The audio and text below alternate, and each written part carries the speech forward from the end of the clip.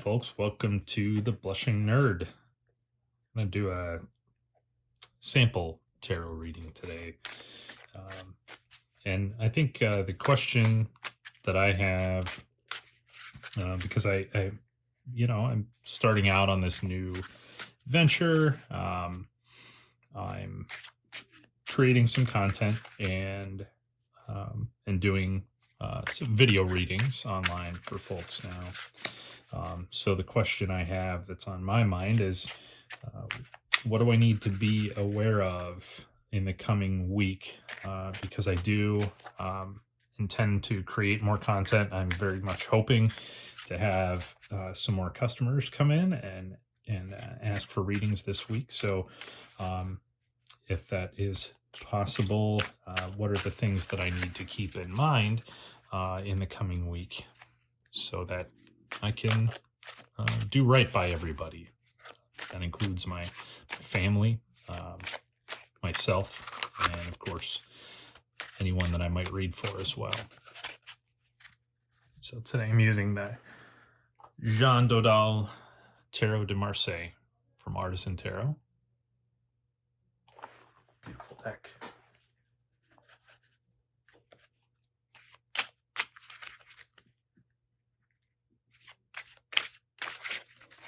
So, what do we need to be aware of today? I'm going to do a spread that I actually heard about in a book.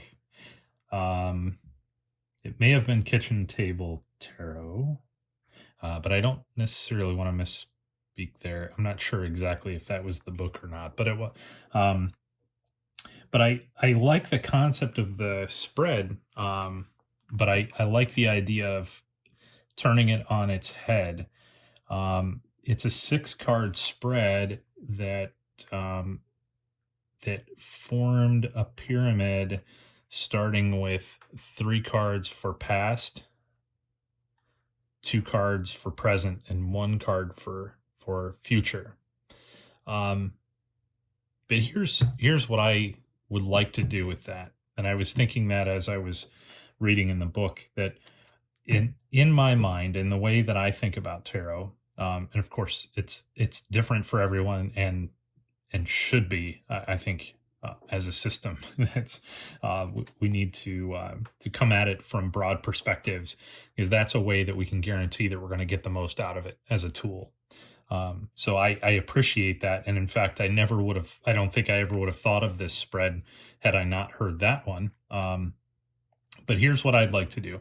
My thinking is the past can consist of one component, right?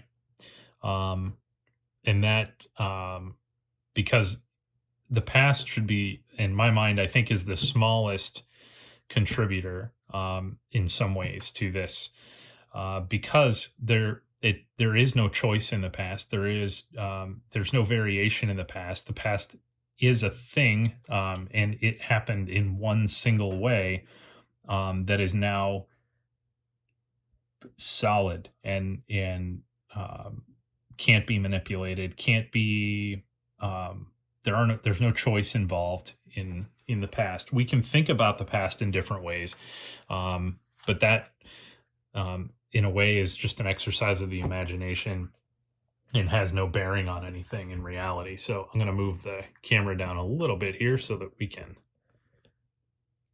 try to fit more of this in. But so we'll have the sun. The sun card is going to be first. That'll be down here at the bottom. And then I think you'll probably see where we're going from this. We're going to put the present in the middle. And here we have the Lovers and the King of Swords. So first, if we are going to start out with the past being the Sun card, the Sun card, of course, is something you'd probably like to see in the future. But in this case, we have it in the past. In a lot of ways, that's true in this scenario. So I'm not embarking on a new career here. This is something I do on the side. It's a passion of mine that that is not my primary work. Um, so I guess you could look at it in terms of everything sort of being accounted for and happy. And my career has enabled me to, in my family life as well, has enabled me to take pleasure in extra things like tarot. And I'm very fortunate that way. I collect tarot, I study tarot, and I have the time to do that, and that's a huge luxury, especially in today's world. We have a lot of really troubling things going on. So I recognize and really deeply appreciate the fact that that this is a privilege for me to be in this position, um, and that having the Sun card in a past position for me totally rings true, because I'm coming from that place. In the present, we have again the King of Swords and the Lover's card. Um, so the Lovers represents a duality. Absolutely, there's a duality here. Um, I do not discuss my day job. Yeah, as part of my public um, persona, my or my tarot or anything else, just because it's so wildly different from tarot and everything else, that I don't know how the tarot community would totally be open to it. Doesn't make any difference there. I could tell all of you what I do, and it would be unremarkable. You would not be impressed, nor it just wouldn't impact anything. It's the other way around. Um, it's because of the pop depictions of tarot, the wildly incorrect things that go on, um, that makes it so that some of us in the tarot community can't talk about that part of our existence at work.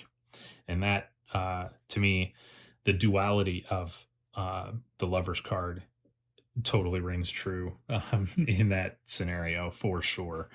So I'm living a dual life. I am done at the end of my day, having accomplished some things that I really enjoy at work, and I think I have that. I have drive to be successful there, and have done well. But then I get out my guilty pleasure. I get out the tarot deck. I get out the books. I study the symbolism. I just totally geek out over it. Of course, that hence the name, the Blushing Nerd. Any of you who collect Rider-Waite Smith decks, particularly from the early '70s, and have gone down that path of hunting for the Blushing Fool deck, like I have, the no copyright yellow box Rider-Waite Smith deck. Um, you'll understand where that name comes from a little bit, but it is a nod to both my love of the Pamela Coleman Smith's artwork, and also the vintage decks and the hard to find things. I do enjoy that. Um, anyway, that being said, if we look at that, then we take a look at the King of Swords. Kings are knowledge. Swords are thought.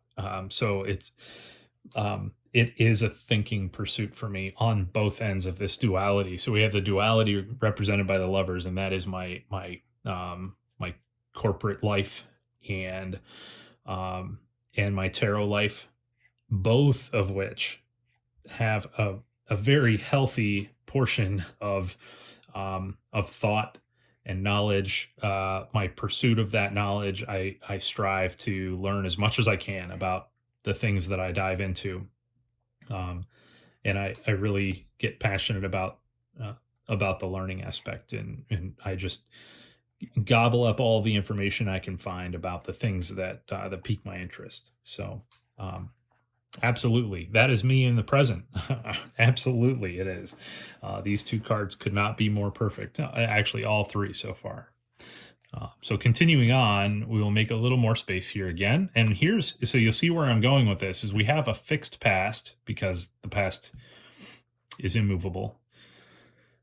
We have two cards for the present because the present can have a layer of complication to it. But the present is always changing into the next thing. So the present uh, is not immutable or immovable as the past. The present almost always has a duality to it. Again, fitting for the lovers here. The present always has a sense of this or that, because we are constantly engaging with our environment in a way that allows us to do this or that thing.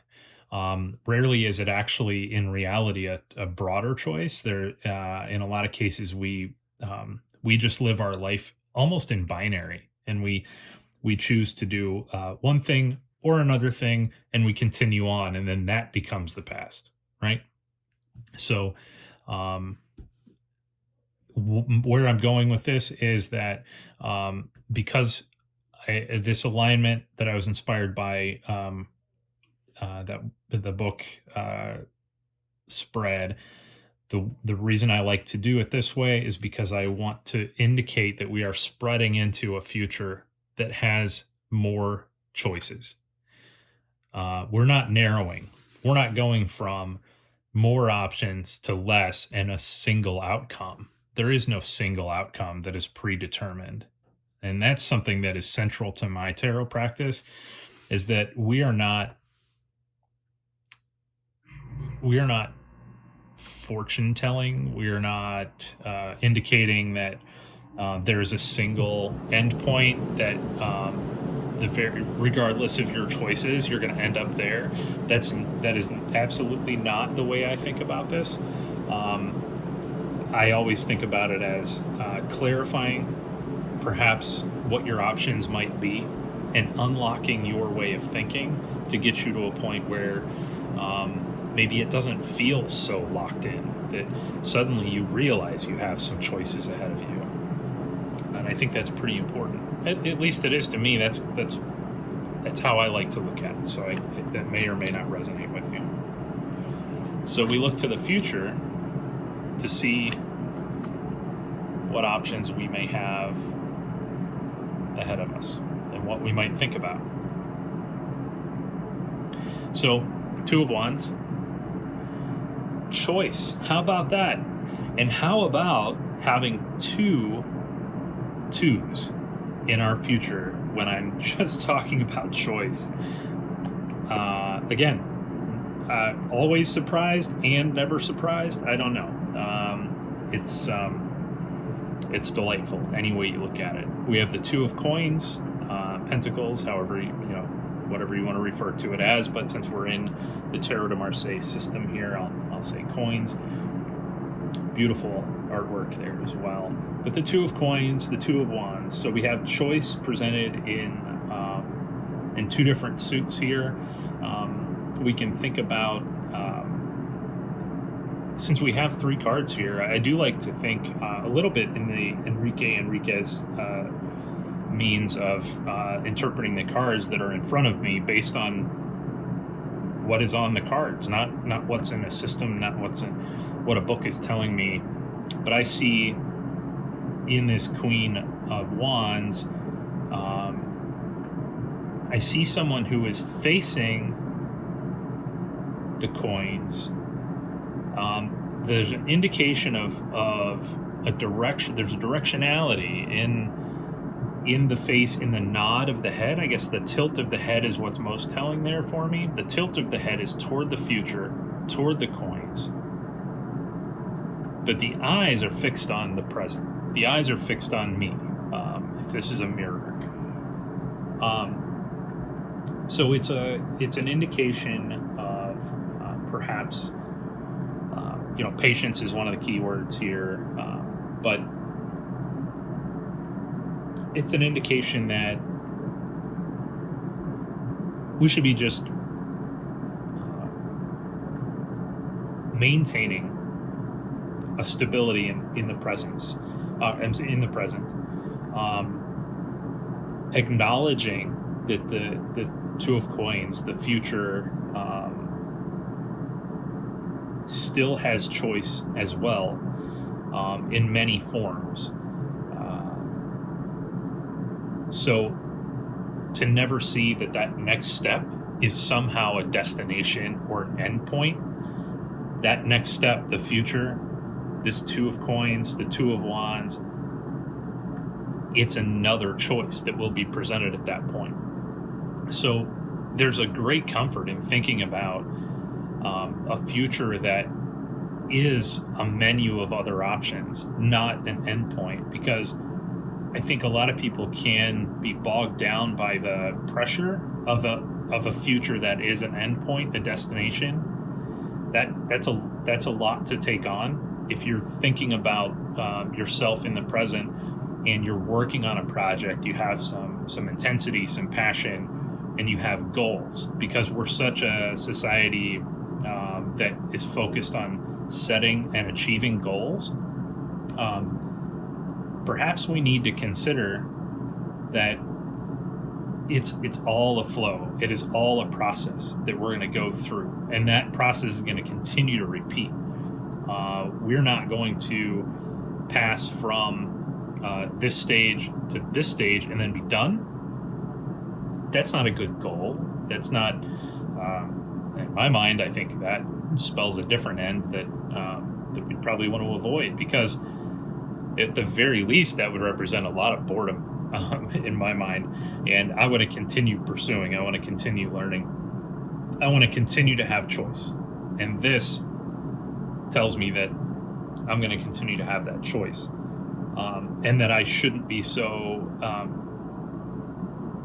maybe so concerned with getting it right on the first try, even.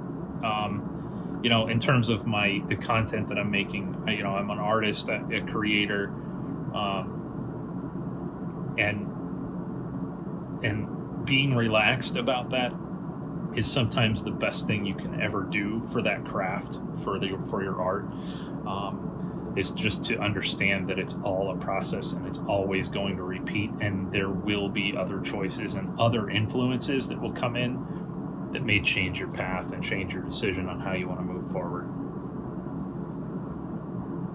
So I think it's a beautiful set of cards to think about how I should approach the coming days and weeks as I embark on this new adventure. And I hope that resonates with you too, and maybe even though this was a demonstration reading that I did for myself with a question I had, that doesn't mean that if you're watching, you can't find meaning in it too. I've certainly done that myself with watching others in the tarot community pull cards and do readings and things. I've always learned something from that process, and I hope you're able to learn something here as well.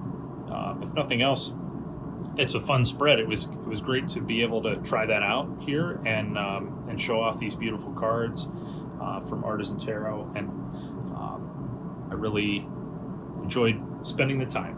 So thank you very much for watching, and if you like a reading, it's blushingnerd.com or Blushing Nerd Tarot, all one word, on Etsy, and you can find us there. Thank you very much.